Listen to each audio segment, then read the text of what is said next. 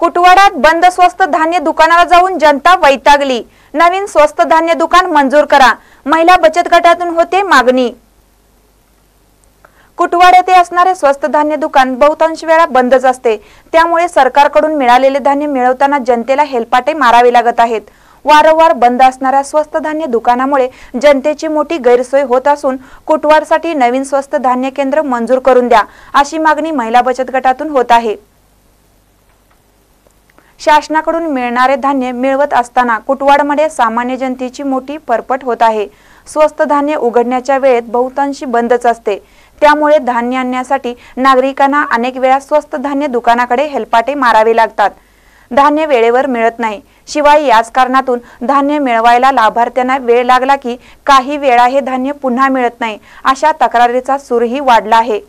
याबाबत लवकरच काही सामाजिक कार्यकर्ते जिल्हा पुरवठा अधिकाऱ्यांची भेट घेऊन तक्रार नोंदवणार असल्याचे समजते। नागरिकांना वेळेत धान्य मिळावे यासाठी कुटवाडसाठी आणखीन एक स्वस्त धान्य दुकान देण्यात यावे, अशी मागणी कुटवाडातील महिला बचत गटातून होत आहे। महानकारी न्यूज साठी कुटवाडहून संदीप इंगळे।